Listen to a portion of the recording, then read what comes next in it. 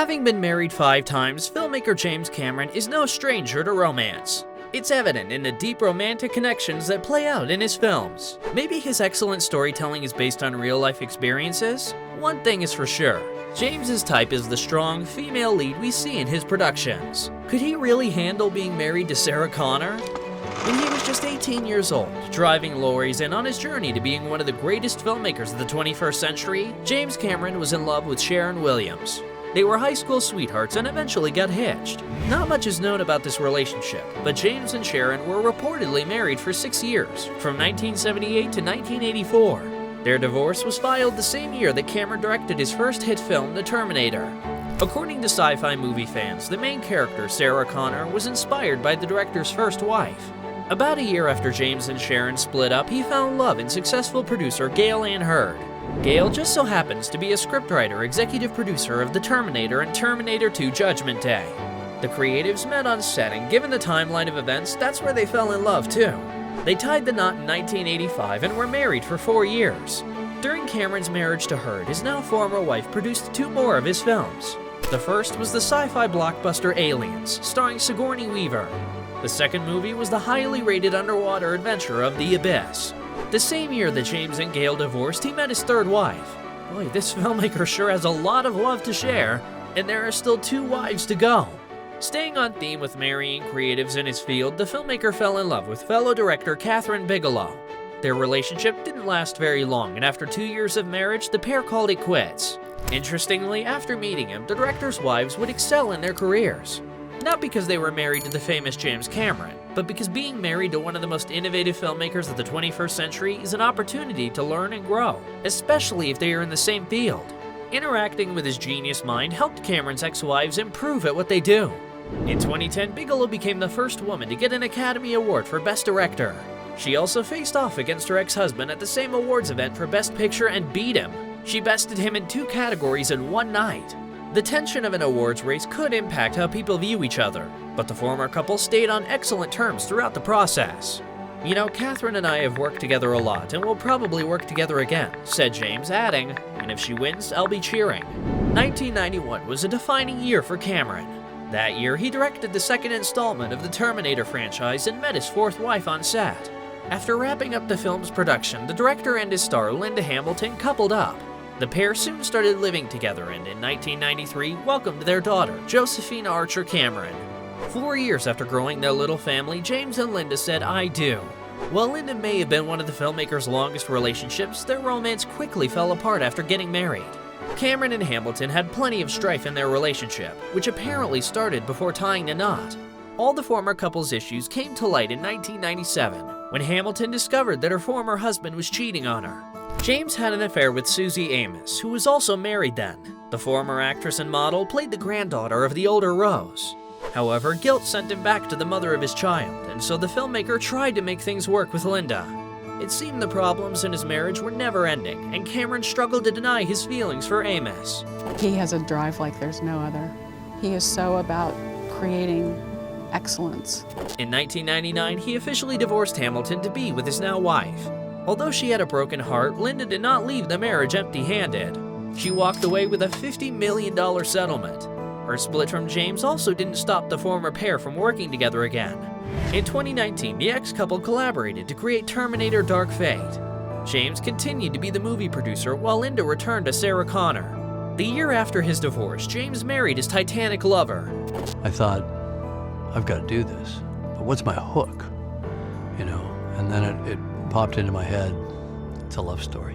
Though, unlike the ship in its namesake film, the director's relationship with Susie is unsinkable. The lovers have been together since marriage in 2000, making their relationship 23 years old. The couple shares a son, James Quinn, and 2 daughters, Claire and Elizabeth. Cameron once spoke to the Guardian newspaper about his undeniable attraction to his now wife. The screenwriter explained that he has a no-dating co-workers rule, so their romance only started after Titanic was completed.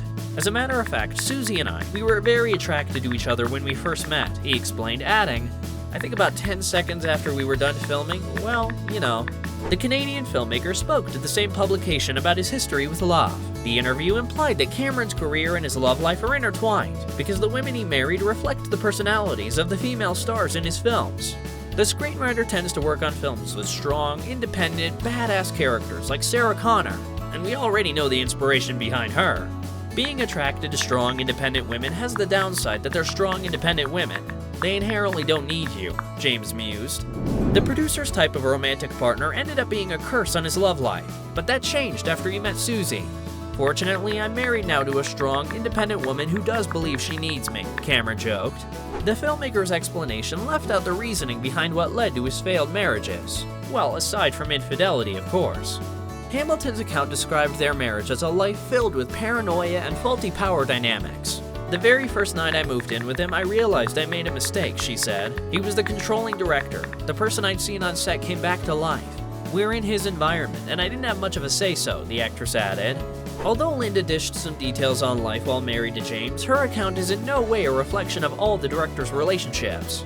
Still, it gives us an idea about why the strong, independent lady archetype can be difficult for a man like James Cameron. Regarding the affair, Linda explained that work and women always go hand in hand for her ex-husband.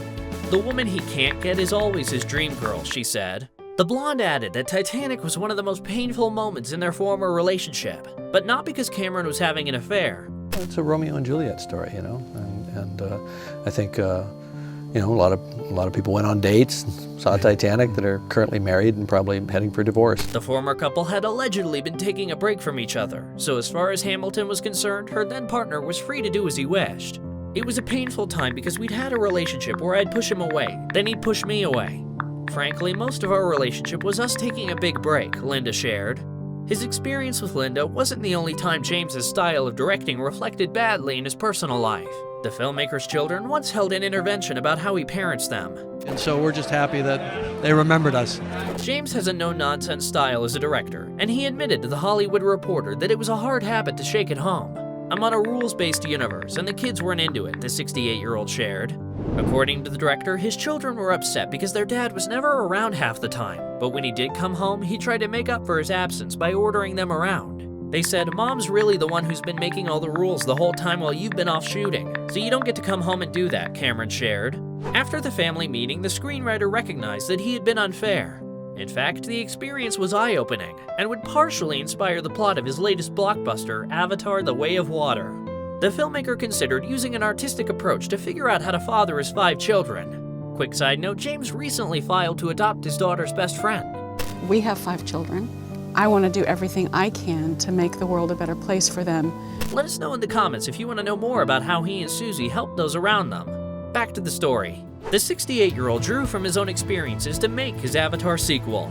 The overarching idea is the family is the fortress. It's our greatest weakness and our greatest strength. I thought, I can write the hell out of this. I know what it is to be the dad, James shared.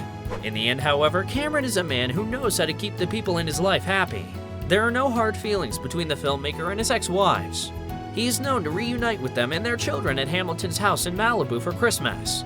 Even though James Cameron experienced 4 divorces, his heart did indeed go on. He's not just innovative with his films, but the Canadian is doing his best to improve his personal life as well. All of Cameron's experiences, up until his 23rd anniversary with Susie, have taught us that following our hearts can be a hit or miss. But putting in the effort to keep the loved ones happy is always a win. Be well and be kind.